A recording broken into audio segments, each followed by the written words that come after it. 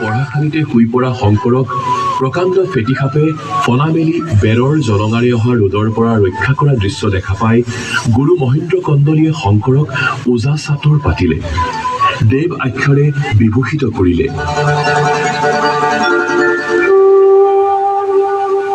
গুৰু মহেন্দ্ৰ কন্দলীৰ টোলত শাস্ত্ৰ জ্ঞান আহৰণ কৰি গুৰুগৃহ ত্যাগ কৰি শংকৰে যোগশাস্ত্ৰ অধ্যয়নত মন দিলে।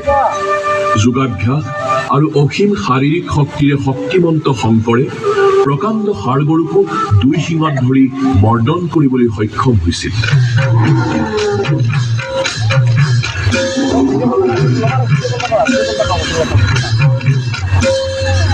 প্ৰাদুৰ্ভাৱ বৃদ্ধি পায় তেতিয়াই সাধুসকলৰ পৰিত্ৰাণৰ বাবে ধৰ্ম প্ৰতিষ্ঠাৰ বাবে যুগে যুগে ভগৱানে অৱতাৰ ধৰে।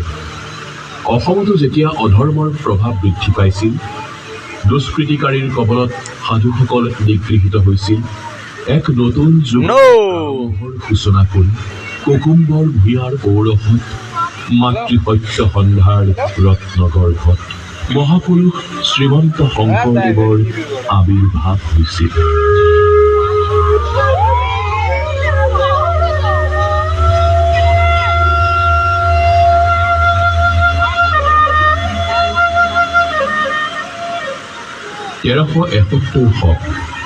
আহিন মাহৰ 5 তাৰিখ শুক্লা দশমী তিথি ৰাতি চাৰিদণ্ড যোৱাত শংকৰদেৱ ভূমিষ্ঠ হ'ল।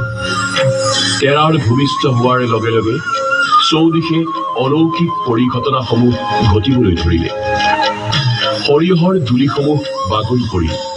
সন্তৰাম দৈবজ্ঞই ক'লে, তেৰাৰ আশীৰ্বাদত ধৰ্মৰ গ্লানি ৰোধ হ'ব, নাম ধৰ্ম প্ৰতিষ্ঠা হ'ব।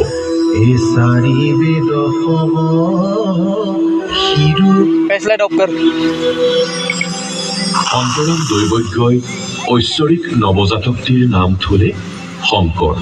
জন্মৰ 3 দিনৰ অন্তত মাতৃ সত্যসন্ধা স্বৰ্গগামী হ'ল। বুঢ়ীমাক খেৰসুটি আয়ে শংকৰক লালন পালন কৰিলে। কিছুদিনৰ পাছত পিতৃ কুসুম্বৰৰো পৰলোক প্ৰাপ্তি ঘটিল।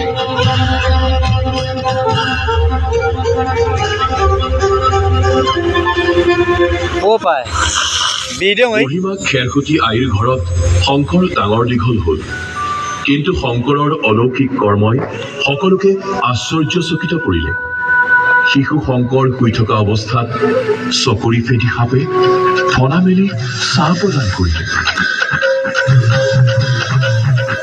10 বছৰ নহওঁতেই শংকৰে বাৰিষা ফেনে ফুটুকাৰে বাঢ়ি অহা ব্ৰহ্মপুত্ৰ সাঁতুৰি ইপাৰ সিপাৰ হ'ল।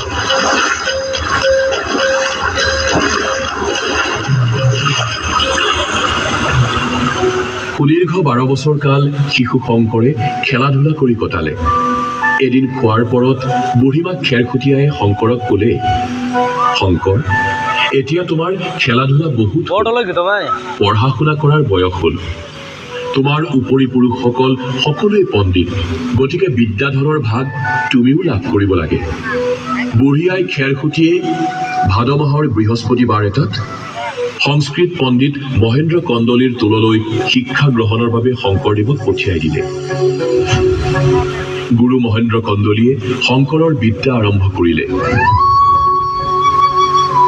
ক ফলা শিকাওঁতেই আকাৰ ইকাৰ নোহোৱাকৈ শিশু শংকৰে ৰচনা কৰিলে, কৰতল কমল কমল দল নয়ন।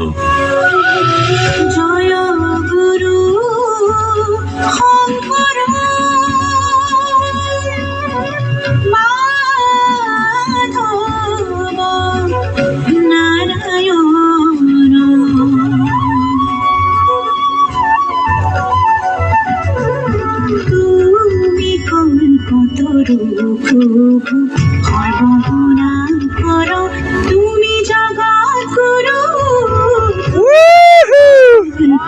Nice! সৰ্বগুণাম কৰো তুমি জগৎ গুৰু